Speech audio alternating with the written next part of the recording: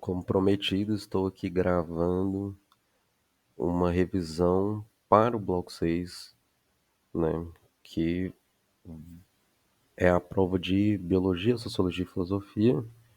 E está aqui o conteúdo de filosofia como prometido. Aí lembrando, gente, que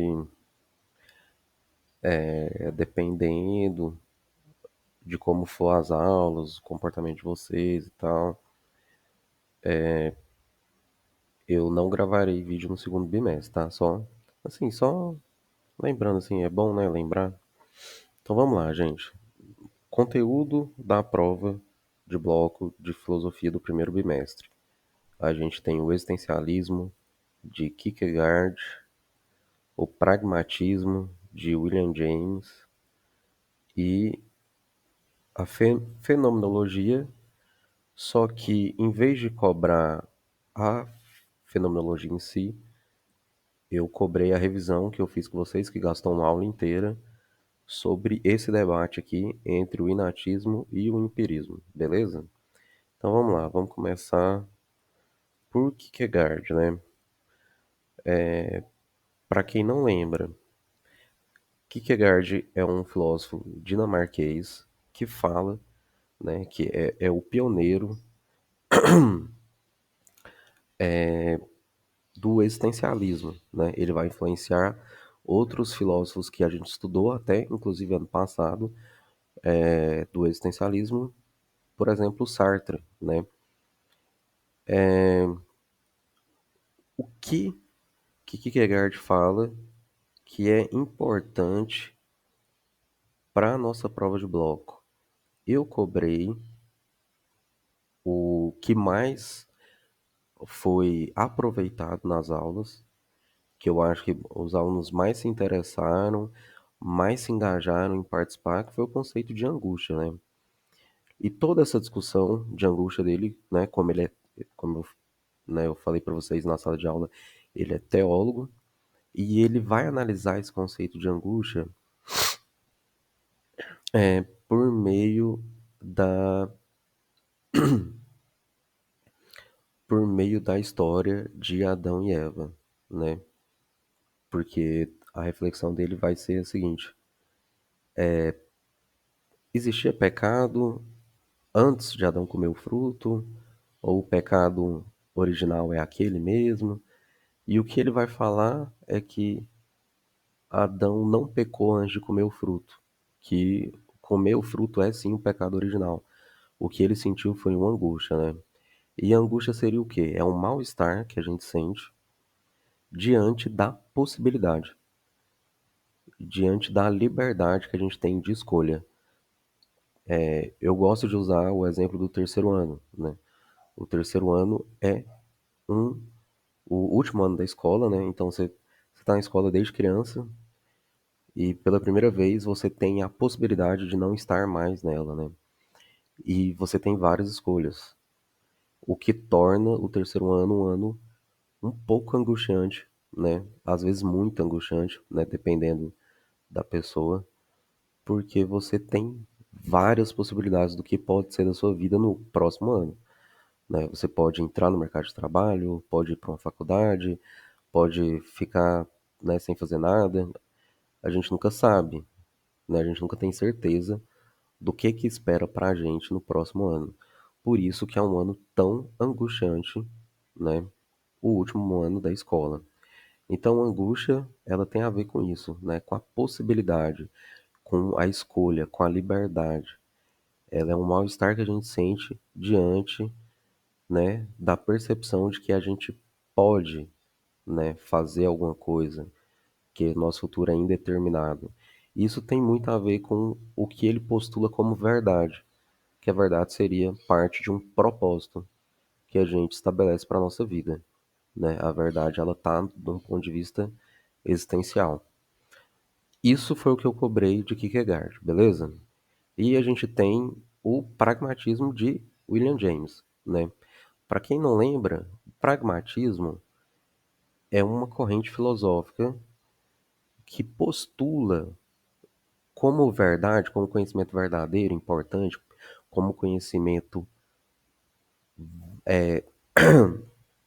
Tipo, validade, válido, é aquele conhecimento que tem algum objetivo direto e útil para a vida, certo? E aí, um ponto importante é que o pragmatismo ele vai influenciar no surgimento de algumas correntes da psicologia, como a Gestalt, o behaviorismo, né? Por quê? Porque basicamente ele vai buscar, né, as utilidades das emoções, né? Ele pensa diretamente que cada emoção tem uma utilidade e que essa utilidade vai ajudar você a ter uma vida melhor, né? Se você percebe ó, um medo não enquanto uma coisa que é sua, por exemplo, uma pessoa que se identifica com uma pessoa medrosa, na verdade o medo ele é um estado, certo? Ele é um estado de urgência que você está ali observando, interpretando alguma coisa como sendo ameaçadora. E aí você sente medo e o medo ele é útil, porque o medo ele traz segurança, né? Então ele vai fazer isso com cada emoção e isso vai ser muito utilizado na psicologia. Então, vamos lá, só para tô indo muito rápido, né? Mas vamos lá, ó, só para vocês se situarem. O pragmatismo é uma corrente filosófica que busca validar conhecimentos que são práticos, que são objetivos, diretos. Então a verdade para eles é aquela verdade que é útil, aquela coisa, né? Aquele tipo de conhecimento que vai ter alguma utilidade para a vida. Por exemplo, a medicina, que tem muita utilidade, certo? Para a nossa saúde, enfim. E ele faz isso com as emoções, o que torna, né, prático a gente lidar com o nosso psicológico e com os nossos sentimentos, certo? Beleza? E aí, gente, por último, olha o tanto que foi rápido, gente, olha só. Quando não tem ninguém me atrapalhando, né? Olha o tanto que é rápido o negócio, gente, ó. Ó, por último, a fenomenologia, só que a gente não vai adentrar aí a própria fenomenologia em si, né? Eu busquei, né?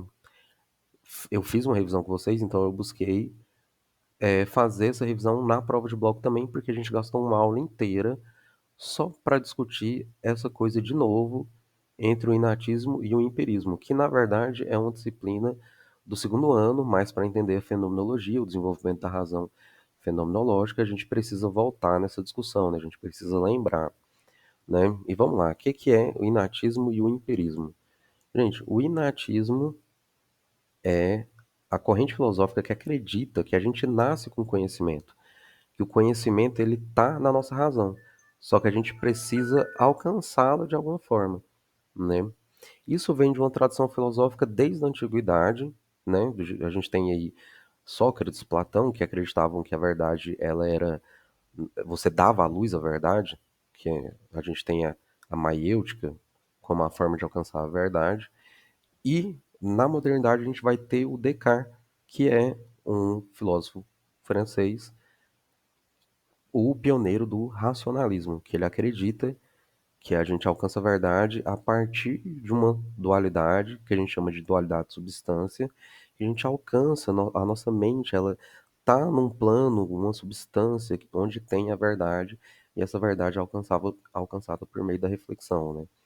Não é à toa que o postulado dele é que a gente existe porque a gente pensa, certo? Então é o pensamento é a prova da existência. Olha só que loucura.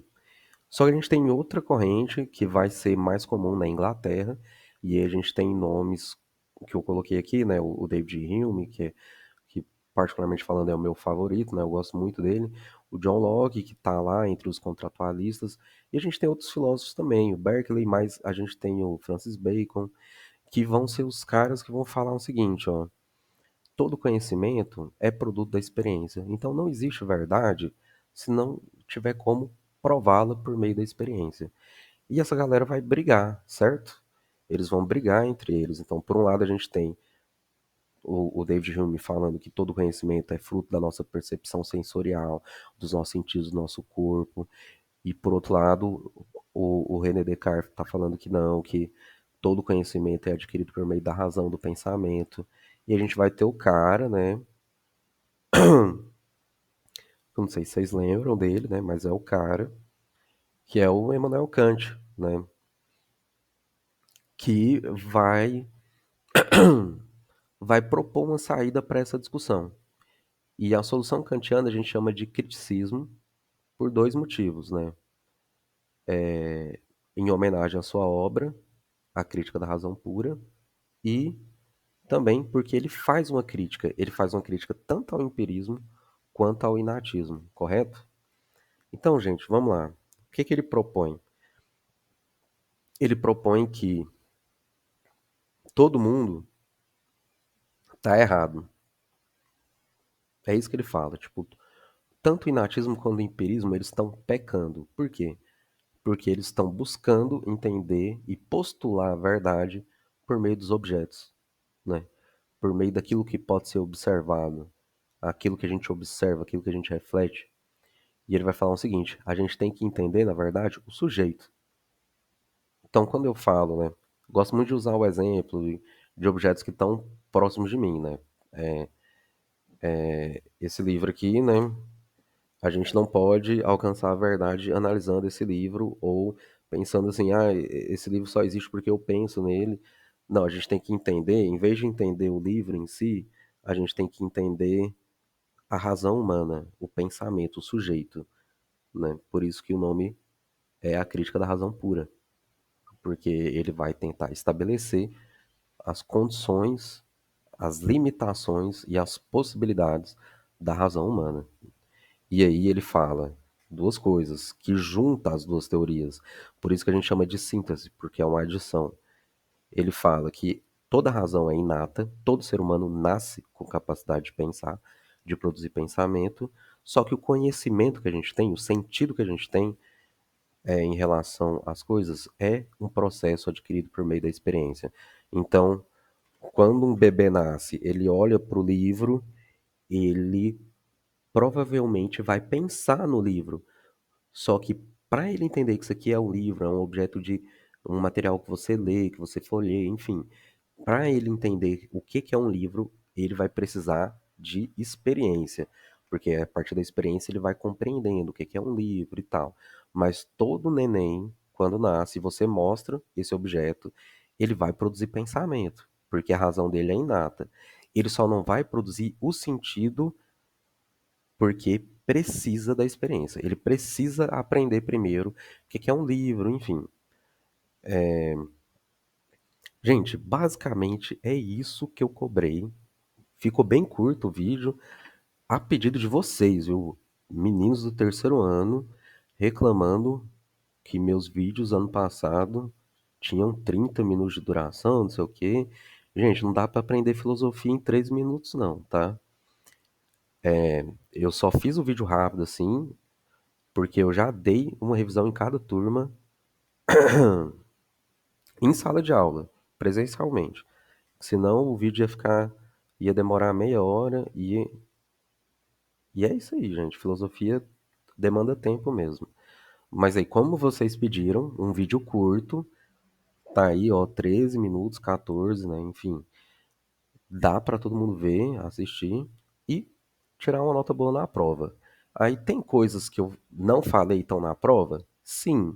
Só que essas coisas que estão na prova que eu não falei, tem um texto lá para você ler. Então vai ter um texto, e aí, com base no que eu falei aqui nesse vídeo e no texto, você vai conseguir fazer a prova, eu tenho certeza, tá? Gente, boa prova para todo mundo, tá? Bom final de semana, bom descanso, bons estudos. A gente se vê aí na semana que vem, onde vocês vão fazer, né, a prova subjetiva. Que é o mesmo conteúdo, só que eu não vou gravar um vídeo, né? É um pouco mais aprofundado, mas eu não vou gravar vídeo porque, né, eu estou fazendo esse combinado com os alunos em questão assim de comportamento, de ser um acordo mesmo, mas eu estou focando na prova de bloco, beleza? Assim, Se por algum acaso vocês quiserem reivindicar para uma prova um resumo, uma revisão para a prova subjetiva, aí a gente tem que combinar aí o que, né, que eu ganho com isso, certo? Gente, é isso, hein? Espero que vocês se deem bem, beleza? Terceiro ano, vocês são 10, beleza?